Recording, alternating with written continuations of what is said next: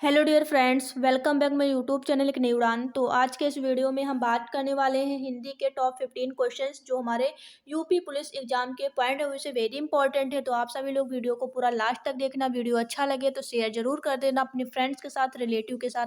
चलिए स्टार्ट करते हैं आज के इस वीडियो को। सबसे पहले हमारा फर्स्ट क्वेश्चन है, हिंदी वर्णमाला की कुल वर्णों की संख्या कितनी है। तो हिंदी वर्णमाला में कुल वर्णों की संख्या कितनी है, तो आप बताएंगे 52 है। इसका राइट आंसर ऑप्शन ए हो जाएगा, यानी फर्स्ट हो जाएगा। हिंदी वर्णमाला में जब भी बात की जाए वर्णों की संख्या की तो आप बोलोगे कितनी है, 52 वर्ण होते हैं हिंदी वर्णमाला में।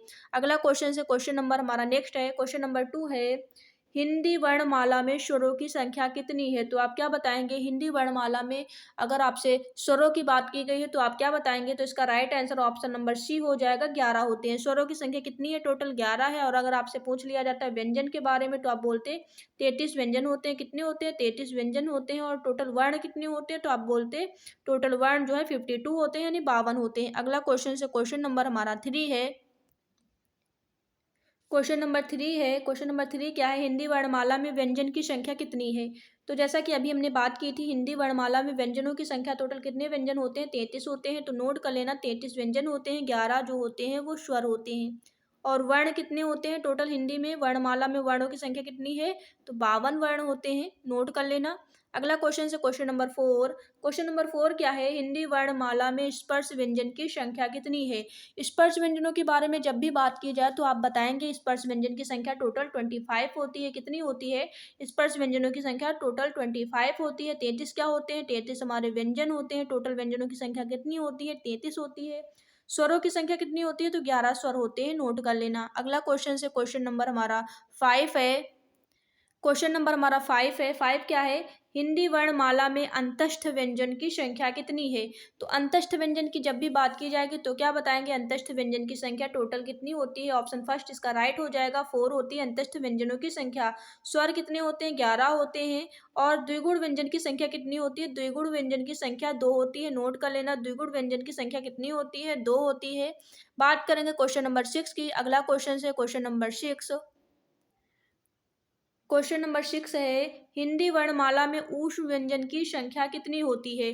तो जैसा कि अभी हमने अंतस्थ व्यंजन की बात की थी, अंतस्थ व्यंजन की संख्या 4 होती है। तो ऊष्म व्यंजनों की संख्या भी कितनी होती है, 4 होती है, नोट कर लेना।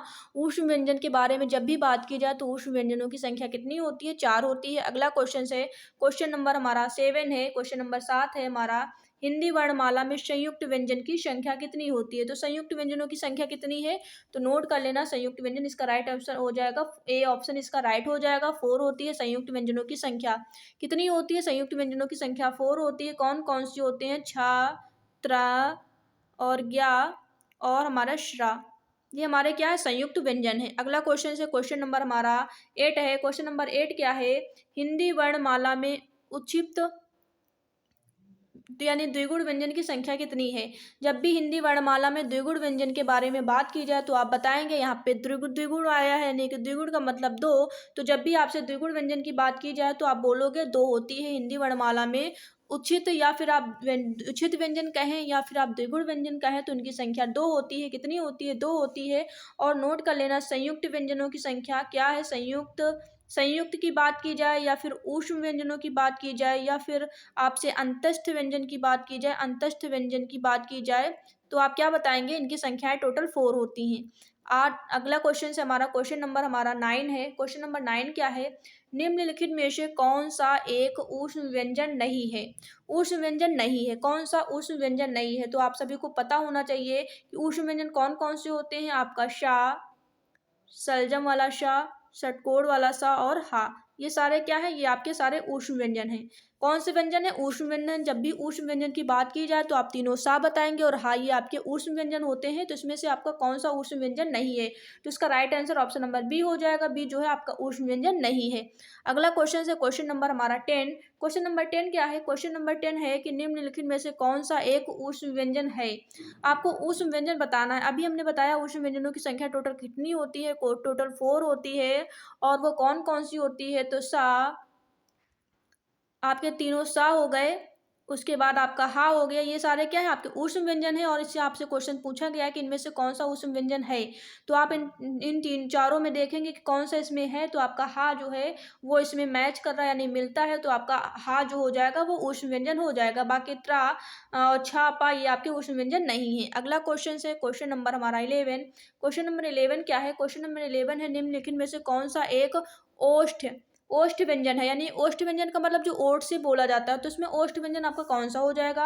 ऑप्शन ए ये गलत हो जाएगा। त्रा क्या आपका ओष्ठ से बोला जाता है, गलत। छा आपका ओठ से बोला जाता है, गलत। नहीं, इसका राइट आंसर पा हो जाएगा। पा, फा, बा, भा और माँ ये सारे आपके कहाँ से बोले जाते हैं, ये आपके ओष्ठ से बोले जाते हैं। तो ओष्ठ व्यंजन जो पा फा बा भा माँ है, ये आपके ओठों से बोले जाने वाले जो वर्ण है, इन्हीं को हम ओष्ठ व्यंजन कहते हैं। अगला क्वेश्चन है क्वेश्चन नंबर हमारा 12 है। क्वेश्चन नंबर 12 क्या है, क्वेश्चन नंबर 12 है निम्नलिखित में से कौन सा एक कंठ व्यंजन नहीं है। कंठ व्यंजन जो कंठ से नहीं बोला जाता है, तो इसमें कौन से कंठ से नहीं बोले जाते हैं, तो नोट करना। जो आपका का, खा, गा, घा और अंगा ये सारे जो है आपके कहाँ से बोले जाते हैं, ये आपके कंठ से बोले जाते हैं। तो आपको बताना है कि कौन सा कंठ से नहीं बोला जाता है। तो आप ध्यान देना, कौन सा कंठ से नहीं बोला जाता है। का बोला जाता है, खा बोला जाता है, गा बोला जाता है और आपका भा जो है ये कंठ से नहीं बोला जाता है। तो ऑप्शन ए इसका राइट आंसर हो जाएगा। क्वेश्चन नंबर हमारा 13 है। क्वेश्चन नंबर 13 क्या है, क्वेश्चन नंबर 13 है निम्नलिखित में से कौन सा कंठ व्यंजन है। इसमें आपसे पूछा गया है कौन सा कंठ व्यंजन है, तो क्या बताएंगे। अभी हमने बताया था कि कंठ व्यंजन कौन कौन से होते हैं, तो जो भी आपका का खा गा घा अंगा यानी कि बी ऑप्शन इसका राइट हो जाएगा। यह कहाँ से बोला जाता है, ये आपका कंठ से बोला जाता है। का खा गा घा कंठ से बोला जाता है। और पा फा बा भा ये कहाँ से बोले जाते हैं, ये आपके ओष्ठ से बोले जाते हैं। अभी हमने डिस्कस किया था ओष्ठ से बोले जाने वाले व्यंजन कौन कौन से होते हैं। पा फा बा भा मा ये ओष्ठ से बोले जाते हैं। टाठा दादा ये कहाँ से बोले जाते हैं, तालव्य से बोले जाते हैं। तालव्य से बोले जाते हैं। कहाँ से बोले जाते हैं, तालव्य से। नोट कर लेना। चा छा जा झा।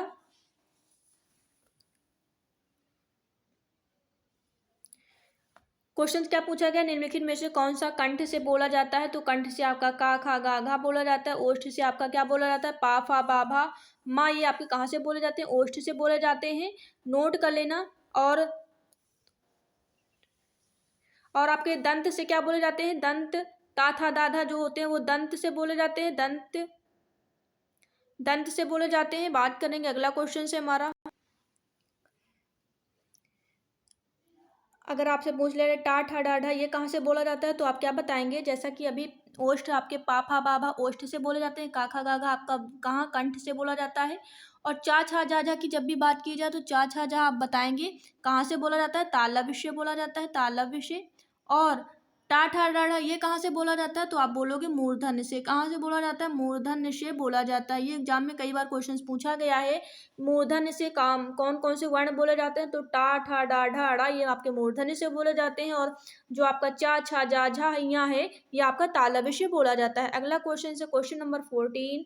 क्वेश्चन नंबर 14 क्या है, निम्नलिखित में से कौन सा तालव्य व्यंजन है। अभी हमने डिस्कस किया है कि तालव्य व्यंजन कौन सा है, तो आप क्या बताएंगे तालव्य व्यंजन कौन कौन से होते हैं। तो नोट कर लेना, तालव्य व्यंजन जो भी आपका डी ऑप्शन है ये आपका राइट हो जाएगा। जो भी आपका चा छा जा झा यहाँ है ये आपका कहाँ से बोला जाता है, तालव्य से बोला जाता है। पाफा बाभा माँ ये आपका कहाँ से बोला जाता है, तो नोट कर लेना ओष्ठ से बोला जाता है। कहाँ से, ओष्ठ से आपका बोला जाता है। आपका काखा गाघा यहाँ ये जो अंगा कहाँ से बोला जाता है, तो आप बोलोगे काखा गाघा ये आपका कंठ से बोला जाता है। कहाँ से, कंठ से बोला जाता है। और टाठा डाढ़ा की बात करें ये कहाँ से बोला जाता है, तो आप क्या बताओगे टाठा डाढ़ा ये आपका मूर्धन्य से बोला जाता है। नोट कर लेना मूर्धन्य से। तो ये एग्जाम में कई बार क्वेश्चंस पूछे गए हैं, तो नोट कर लेना इनको। अगला क्वेश्चन से हमारा लास्ट क्वेश्चन नंबर 15 है। क्वेश्चन नंबर 15 क्या पूछा गया है, निम्नलिखित में से कौन सा मूर्धन्य व्यंजन है। तो मूर्धन्य व्यंजन की बात की गई है, तो मूर्धन्य व्यंजन कौन से हो जाएंगे। तो अभी हमने बताया है कि जो भी आपका टा वर्ग के जितने भी वर्ण होते हैं यानी अक्षर होते हैं वो आपके कहाँ से बोले जाते हैं, मूर्धन्य से बोले जाते हैं। तो इसका सी इसका राइट आंसर हो जाएगा। पापा बाबा कहाँ से बोला जाता है, इसको बार बार रिपीट कर रहे हैं। पापा बाबा आपका ओष्ठ से बोला जाता है। कहाँ से, ओष्ठ से बोला जाता है। नोट कर लेना। काखा गाघा आपका कहाँ से बोला जाता है, कंठ से बोला जाता है। इसको नोट कर लेना, कंठ से। और चाचा जाजा की बात करें तो ये आपका कहाँ से बोला जाता है, तालव्य से बोला जाता है। कहाँ से, चाचा जाजा आपका तालव्य से बोला जाता है। और जब भी मूर्धन्य की बात की जाए तो टाठा डाढ़ा यानी कि शी इसका राइट आंसर हो जाएगा। मूर्धन्य कहाँ से, मूर्धन्य आपके टाठा डाढ़ा मूर्धन्य से बोले जाते हैं। तो ये आपके टॉप 15 क्वेश्चंस थे जिनको हमने डिस्कस किया है, जो आपके एग्जाम के पॉइंट ऑफ व्यू से वेरी इंपॉर्टेंट है। तो आप सभी लोग इसी तरह की वीडियो को देखने के लिए हमारे चैनल से जरूर जुड़ें। जैसा कि हिंदी वर्णमाला के जो भी हमारे क्वेश्चंस हैं उनको हमने डिस्कस किया है। इसी तरह की वीडियो देखने के लिए चैनल को सब्सक्राइब कर लें और शेयर कर दिया करें अपने फ्रेंड्स के साथ, रिलेटिव के साथ। तो आज की वीडियो में इतना ही। हम आप सभी से फिर मिलेंगे नेक्स्ट वीडियो में नेक्स्ट टॉपिक के साथ। तब तक के लिए thanks for watching this video.